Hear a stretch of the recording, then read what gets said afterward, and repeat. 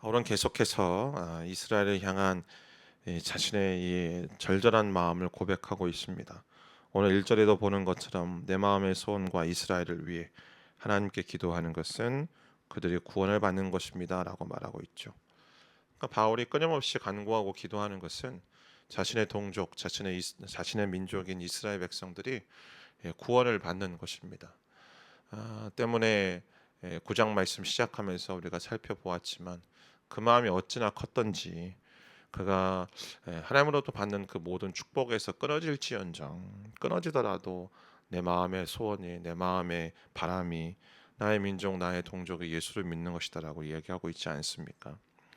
그러면서 이 유대인들과 이방인들을 향한 하나님의 놀라우신 일하심에 대해서 계속적으로 말하고 있는데 오늘 유대인들은 그렇다고 해서 유대인들이 열심히 없던 사람들은 아니라는 거죠. 유대인들이 하나님을 향하여서 열심히 없었다라면 유대인들은 뭐 하나님의 열심히 없으니까 그들이 구원을 받지 못한다라고 이야기할 수 있겠지만 오늘 2절 말씀에 보는 것처럼 유대인들은 분명히 하나님을 향한 열심이 있었다라는 사실입니다. 그 열심은 어떤 열심인가? 하나님께 순종하려고 기를 쓰고 애를 쓰던 사람들. 그러니까 그 말씀을 지키려고 애를 썼던 사람들. 그 말씀의 어떤 기준에 미치도록 하기 위해 자신을 갈아 넣었던 그런 열심이 있었다라는 거죠. 신약 성경에 보면 사도 바울이 이 자신이 어떤 사람이었는지 자신의 회심에 대한 이야기를 세 번이 기록되어 있습니다. 사도행전 22장에 이 벨릭스와 베스도 총독 앞에서 자신의 회심에 대해서 이야기한 장면이 있고 그리고 갈라디아서 1장과 빌립보서 3장의 말씀에 보면 또한 바울이 편지글을 보내며 자신의 회심에 대한 내용을 기록하죠. 근데 자신의 회심에 대해 내용을 기록하며 바울이 자신에 대해서 설명할 때 나는 어떤 사람인지에 대해 설명할 때에 예수를 만나기 이전 자신의 모습은 어떤 사람이었는가 여러 가지 이야기를 하지만 그 중에서도 자기를 열심 있는 자라고 표현을 합니다. 뭐 나면서부터 뭐 히브리인이었고 8일 만에 할례를 받았고 또 율법의 의로는 완벽한 자다, 뭐 완전한 자다라고 이야기하잖아요. 근데 그 중에서도 가장 중요한 건 자기가 열심히 있었던 사람이죠. 우리가 잘 알지 않습니까?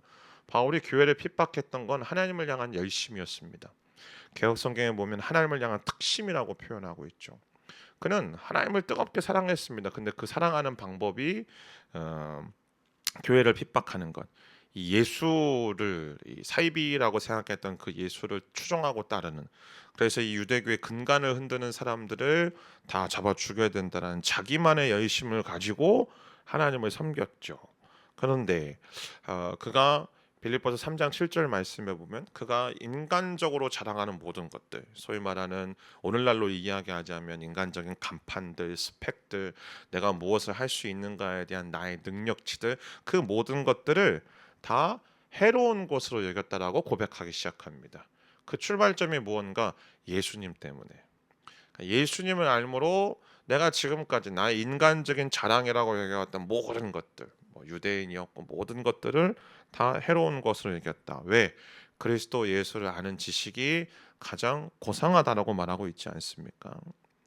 여러분 무엇을 말합니까? 오늘 2절 말씀의 하반부에 보는 것처럼 하나님께 열심히 있으나 지식을 따르는 것이 아니다. 그러면 바꿔 말하면 하나님을 향한 열심이 진정한 열심이 되려면 무엇이 있어야 된다라는 거예요. 지식이 있어야 된다라는 거겠죠.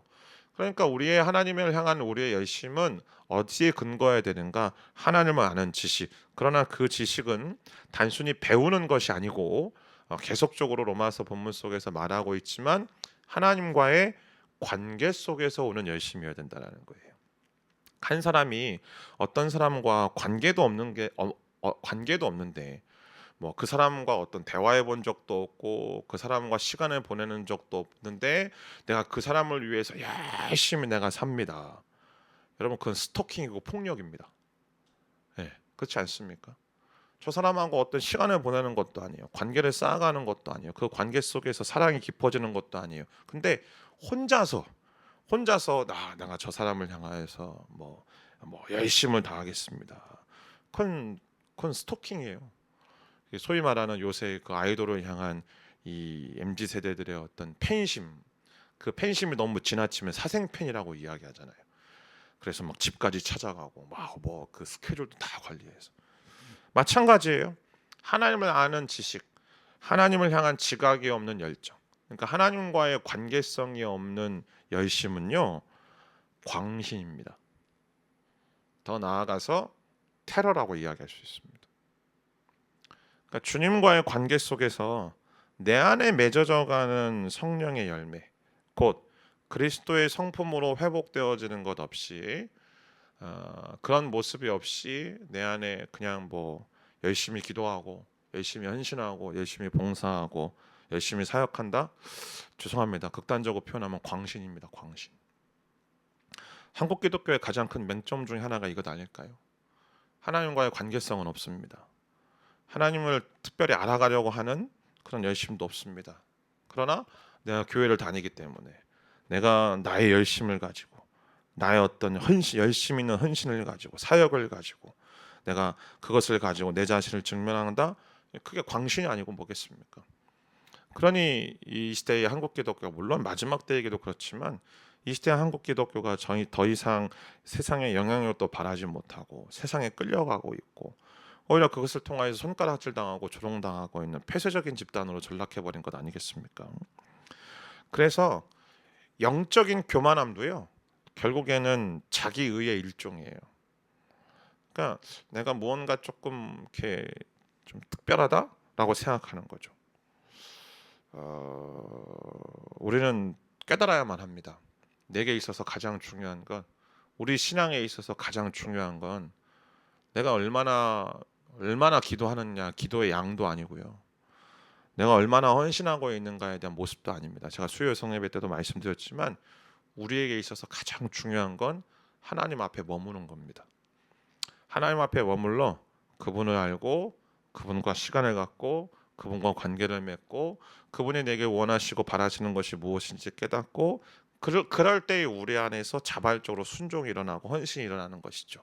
어제도 말씀드렸지만 그 세계 3대 하나님께서 이루신 그 17세기 18세기 이룩하신 그 3대 부흥 운동을 통하여서 사회 사업이 일어나고 선교가 일어나고 이 땅에 수많은 교회들과 교육기관들과 쉼터들이 생겼던 가장 큰 이유는요, 그렇게 해야만 한다라는 어떤 당위성을 가지고 설명한 게 아니라 그들의 그 부흥 운동을 통하여서 그들 안에 성령께서 임하시고 그것을 통하여서 주님과의 관계 속에서 주님과의 관계를 맺어 나가고 주님을 더욱더 사랑하기 시작할 때 그 사랑에서 나오게 되는 자발적인 헌신이었고 자발적인 열심이었다는 사실을 우리는 분명하게 기억해야만 하는 것이죠. 자, 그런데 오늘 3절 말씀에 보면 유대인들의 문제는 뭐냐면 그들이 하나님의 의를 알지 못하고 자기의 의를 세우려고 애쓰면서 하나님의 의에 복종하지 않았다는 사실입니다. 여러분, 지식이 없으면 지식은 쌓아가면 되죠. 하나님과의 관계가 없었다라면, 그래서 하나님을 알지 못했다라면 하나님과의 관계를 쌓아가면 되는 것 아니겠습니까? 근데 유대인들은 그것을 거부했다라는 겁니다. 쉽게 얘기해서 그들이 지식이 없어서 망한 게 아니고요, 그들이 지식이 없는 상태로 있기를 바랬다라는 것이죠. 그게 이 유대인들의 모습이었다라는 거예요. 요한복음 1장에 보면 예수 그리스도께서 빛으로 이 세상 가운데 오셨다라고 되어 있습니다. 빛이신 예수님께서 이 땅에 오신 이유는 어둠을 밝히기 위해서 빛으로 오셨다라고 말하고 있죠. 그런데 요한복음 1장 11절에서 말하고 있는 게 뭡니까? 그분이 빛으로 이 땅에 오셨으나 그의 백성이 그분을 받아들이지 않았다라고 되어 있죠. 몰라서 안 받아들인 게 아니고요, 의도적으로 거부하는 것입니다. 분명히 영접하는 자들에게는 하나님의 자녀가 되는 권세를 주셨다라고 말하고 있습니다. 그럼에도 불구하고 유대인들은 여전히 자신들의 출신과 스스로의 노력을 통하여서 의를 얻어내려고 몸부림쳤다라는 것이죠. 그러니까 하나님께 받아들여지는 것을 쟁취하기 위해서 스스로 애쓰고 노력했다라는 것입니다. 그러나 성경이 우리에게 말하는 건 한 가지잖아요. 그분을 받아들이라는 거예요. 그분을 받아들이라는 것은 그분 안에 거하고 그분과 함께 살고 그분과 함께 살아가는 것, 그분과 함께 거하는, 그분과 함께 동행하는 것, 그것이 성경이 우리에게 이야기해주는 가장 유일하고도 가장 중요한 중요한 부분이지 않습니까? 그래서 예수님께서 오셔서 하신 일이 무엇입니까? 4절 말씀에 보면 믿는 모든 사람들의 의에 이르게 하기 위해 율법의 마침이 되게 하셨다라고 되어 있습니다. 두 가지 의미가 있죠. 첫 번째는 율법을 통해서 하나님께 의롭게 되려는 그 모든 시도를 예수님께서 무효로 만드셨다라는 거예요.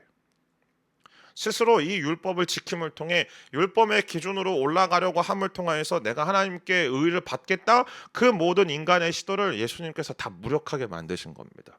이유가 뭘까요? 인간은 누구도 율법을 지킬 수가 없으니까요.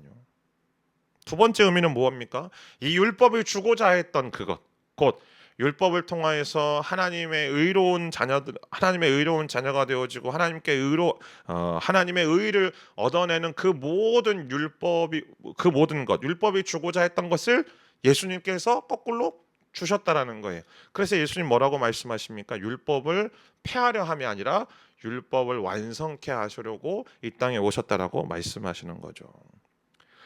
도대체 하나님의 의가 뭘까요? 여러분, 도덕적인 게 아니죠. 하나님의 의는 하나님께 은혜를 얻었다라는 의미입니다. 즉 하나님과 올바른 관계에 있음을 통해 하나님의 의가 내게 전가된 것을 말하는 것이 하나님의 의가 내게 주어졌다는 것 아닙니까? 그러니까 예수님께서 이 땅에 오셔서 자신의 생명을 내어주시고 우리가 율법을 지키지 못함으로 인하여서 당해야만 했던 모든 죄값을 그분이 다 치르셨습니다.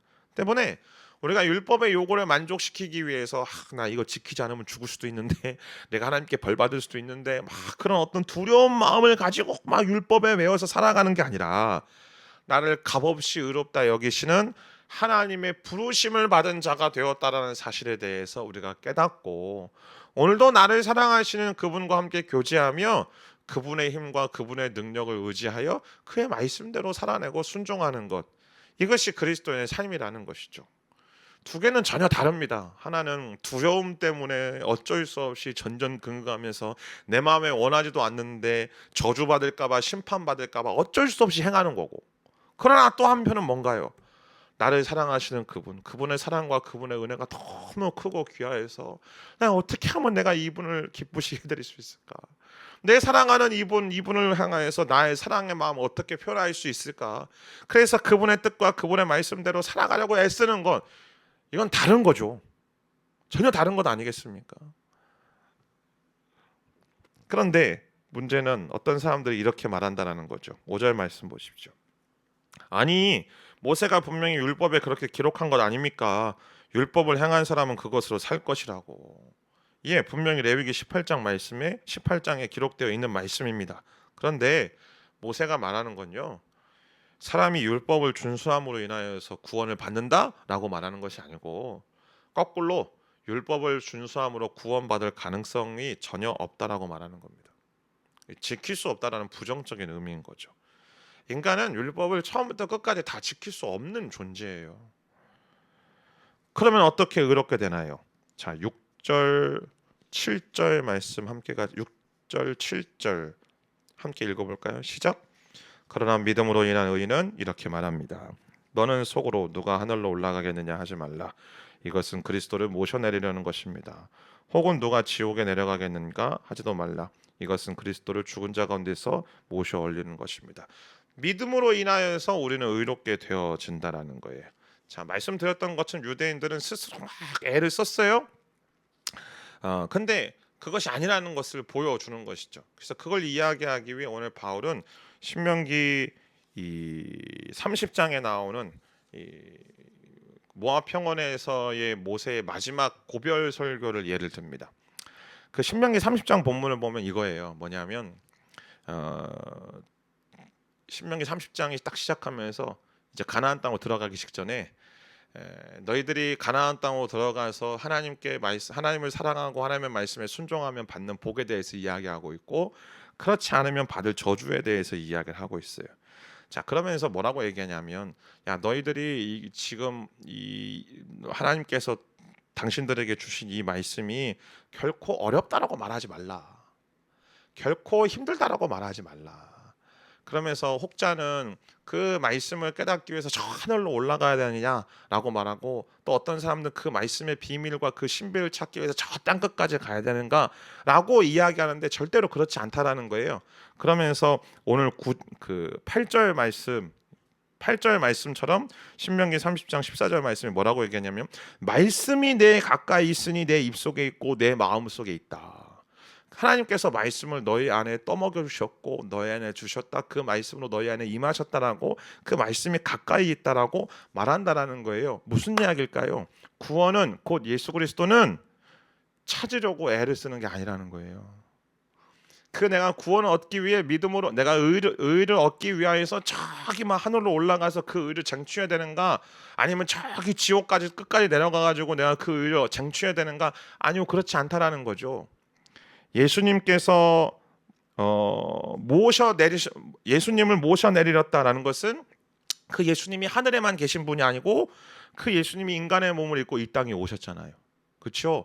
그리고 7절 말씀에 그리스도를 죽은 자 가운데서 모셔 올리는 것입니다. 그분이 죽은 지 3일 만에 부활하셔서 우리 안에 내주하고 계신다라는 겁니다. 때문에 여러분, 우리가 믿음으로 말미암는 의란, 우리가 하나님께 순복하여서 그분이 우리를 찾게 하시는 것으로부터 시작합니다. 사랑하는 여러분이요, 우리가 하나님을 찾는 게 아니고 하나님이 우리를 찾으신 줄 믿습니다. 아멘. 우리가 하나님을 막 애달게 부르는 게 아니고요, 하나님이 우리를 부르시는 줄 믿습니다. 그게 기독교예요. 그게 우리의 신앙이라고요. 그러니까 하나님을 찾기 위해서 아무리 멀리까지 나아간다 해도요, 하나님은 결코 멀리 계시는 분이 아니고, 내가 하나님을 바라며 소망하는 그 자리에 여전히 하나님은 그 가운데 계신다라는 거죠. 심지어 내가 하나님께 등 돌리고 도망갈 때도. 그러니까 내가 계속해서 어떻게든 내 저 복음의 신비를 발견하리라, 막 복음을 어떻게든 뭐 내가 해석해 보리라, 말씀을 내가 어떻게든 막 나의 거 삼으리라 스스로 열심을 다한다 하더라도 결코 발견하지 못한다라는 거예요.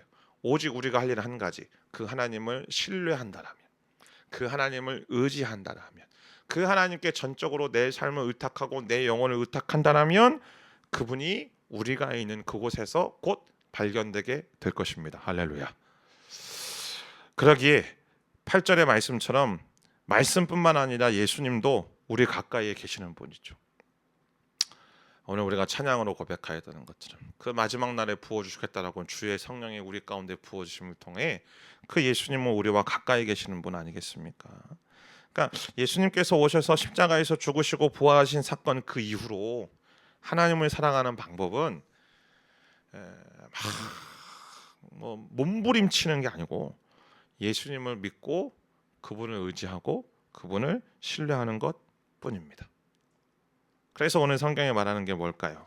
오늘 본문 9절 10절 말씀 함께 읽습니다. 시작. 만일 당신의 입으로 예수를 주라고 고백하고 또 하나님께서 그분을 죽은 사람 가운데서 살리신 것을 마음에 믿으면 구원을 받을 것입니다. 사람이 마음으로 믿어 의에 이르고 입으로 고백해 구원에 이릅니다. 우리가 할 일은 딱 두 가지인 거예요. 첫 번째, 예수님을 나의 주라고 고백하는 것. 예수님을 나의 주라고 고백하는 것. 주님이라는 것은 퀴리오스, 곧 나의 구원자요, 주권자요, 통치자요, 인도자요, 내 삶의 공급자이심을 고백하는 것. 그러니까 시편 23편에서 다윗이 여호와 하나님에 대해서 고백하는 내용이, 내가 예수 그리스도를 주라고 고백하는 내용입니다. 그분이 나의 구원자요, 나의 목자요, 나를 먹이시고 나를 입히시는 분이요, 나를 지키시는 분이요, 나를 보호하시는 분이요, 나의 모든 원수와의 그 전쟁 속에서 나에게 승리를 가져다 주시는 분. 할렐루야. 이 사실을 고백한다면 우리가 전전 긍긍하고 두려워할 이유가 뭐가 있겠습니까? 내가 무엇을 가지고 있느냐, 무엇을 먹느냐, 무엇을 입으냐, 그런 것들을 걱정을 하등의 이유가 없는 것이죠. 그래서 주님께서 말씀하시는 거잖아요. 그런 모든 걱정하는 것들은 다 이방인이나 할 거라고. 그러면서 주기도문 속에서 말씀하시잖아요. 하늘에 계시는 우리 아버지, 이름이 거룩히 여김을 받으시오며 나라에 임하옵시며 뜻이 하늘에서 이룬 것 같이 땅에서 이루어지다. 그게 우리의 기도의 가장 중요하고도 가장 우선적인 기도라는 거예요. 그런 이후에 예수님 뭐라고 말씀하시나? 오늘날 우리에게 일용할 양식을 주옵시고. 그거 주님이 우리에게 다 예비하셨다니까요. 그냥 그것 때문에 그게 우리의 우선이 되어져서 우리의 모든 기도가 하나님 내게 오늘 나에게 일용할 양식 주십시오. 그게 전부가 아니라는 겁니다. 내가 구하는 건 한 가지예요. 주님, 나는 오늘도 여전히 주님을 신뢰합니다. 나는 오늘도 여전히 주님을 의지합니다. 오직 예수님만이 나의 진정한 주권자요, 통치자요, 인도자요, 보호자요, 공급자이신 줄 믿습니다. 그분의 인도하심 속에 내가 살아가겠습니다. 할렐루야. 오늘 이것이 예수를 주로 고백하는 사람들의 믿음의 선포입니다. 두 번째 우리가 고백하는 건 하나님께서 그분을 죽은 사람 가운데서 살리신 것을 내가 믿는 겁니다. 그러면 그 믿음이 우리에게 주어지는 것은 무엇인가요? 그 죽음 가운데서 생명을 주신 그 예수의 생명이, 부활의 생명이 오늘 나에게 임하는 거예요. 그러기에 오늘 저와 여러분이 살아가는 힘과 에너지원은 물론 밥도 먹고 건강하게 외식도 하셔야 되고 영양제도 드셔야 되고 운동도 하셔야 되지만, 사랑하는 여러분이요, 오늘 나의 영혼이 숨쉬고 살아가는 에너지원은 오늘 이 아침에 기도하며 나가는 우리의 모든 심령들마다 부어주시는 예수 그리스도의 생명인 줄 믿습니다. 그 생명으로 채워지는 것, 그 생명을 간구하고 소망하는 것, 그 생명으로 나의 영혼 전존재에 채워주시를 바라고 소망하는 것, 바로 그것이 오늘 우리의 믿음이고 우리의 고백이어야 된다는 사실이죠. 오늘 이 아침에 그 고백으로 주 앞에 나아가게 되기를 주님의 이름으로 축복합니다. 여러 가지 수많은 기도 제목들, 그 기도 제목들 속에 우리가 선포하십시오. 하나님, 내가 올려드린 이 기도의 이 문제, 이 상황의 주권자는 예수님이십니다. 예수님이 일하여 주십시오. 예수님이 행하여 주십시오. 그리고 나는 오늘 내가 있어야만 된다라고 생각, 내가 해결되어야만 된다고 생각하는 이 상황과 이 문제의 해결로 인하여 내가 살아가는 게 아니라 나는 오늘 예수의 생명으로 살아가겠습니다 라고 이 믿음으로 선포할 수 있는 놀라운 은혜가 오늘 저와 여러분들 가운데 회복되어지게 되기를 주님의 이름으로 축복합니다. 기도하겠습니다.